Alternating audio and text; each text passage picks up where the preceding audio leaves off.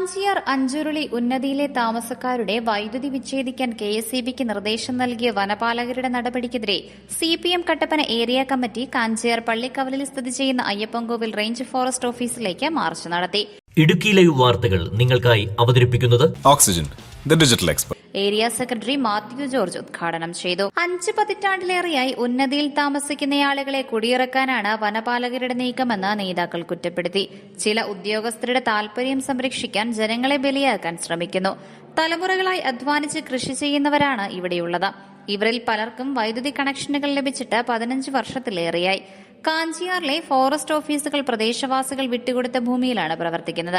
പൊതുവഴികൾ കെട്ടിയടച്ചും ബോർഡുകൾ സ്ഥാപിച്ചും വനാതിർത്തികളിൽ താമസിക്കുന്നവരെ ബുദ്ധിമുട്ടിക്കുന്ന ഉദ്യോഗസ്ഥരുടെ നടപടി മുൻപും ഉണ്ടായിട്ടുണ്ട്. കേന്ദ്ര വനം സംരക്ഷണ നിയമത്തിലും വന്യജീവി പരിസ്ഥിതി സംരക്ഷണ നിയമങ്ങളിലുമുള്ള ജനദ്രോഹ നിർദ്ദേശങ്ങൾ മുൻ UPA സർക്കാരുകളുടെ സംഭാവനയാണ്. അഞ്ചുരുളിയിലെ ജനങ്ങളെ പ്രതികൂലമായി ബാധിക്കുന്ന വിഷയത്തിൽ കോൺഗ്രസ് രാഷ്ട്രീയ മുതലെടുപ്പിനാണ് ശ്രമിച്ചത്.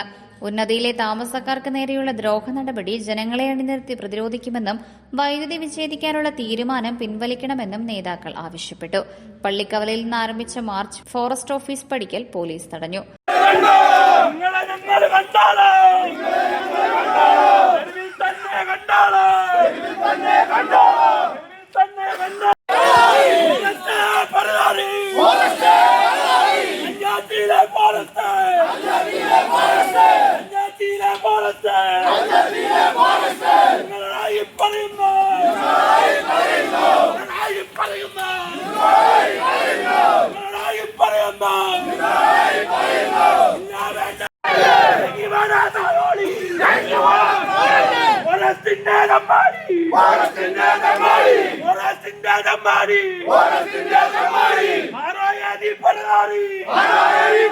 ഉദ്യോഗസ്ഥന്മാർ കിട്ടുന്ന അവസരത്തിൽ ഫലപ്രദമായി ഉപയോഗിക്കും.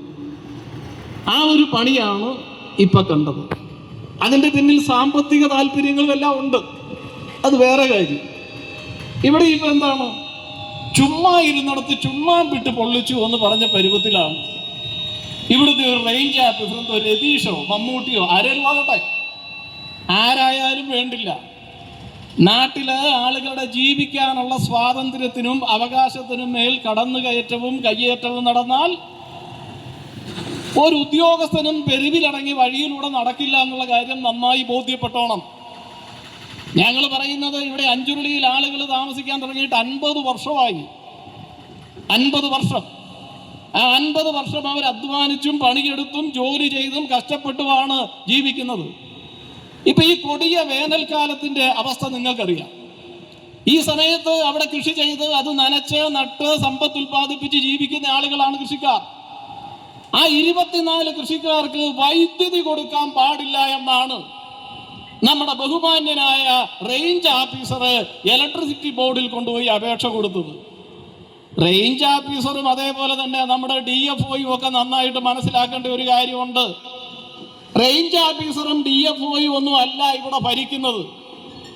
റേഞ്ച് ഓഫീസറും DFOയും എന്നൊക്കെ പറഞ്ഞാൽ നിങ്ങൾക്ക് വലിയ കാര്യമാണെങ്കിൽ ഞങ്ങൾക്ക് ഒരു പുല്ലും പ്രശ്നമല്ല എന്ന് നീയൊക്കെ നല്ലപോലെ മനസ്സിലാക്കിക്കോണം. ഒത്തിരി അനുഭവം ഉണ്ടല്ലോ, ഒരുപാട് അനുഭവങ്ങൾ ഉണ്ടായിട്ടുണ്ടല്ലോ.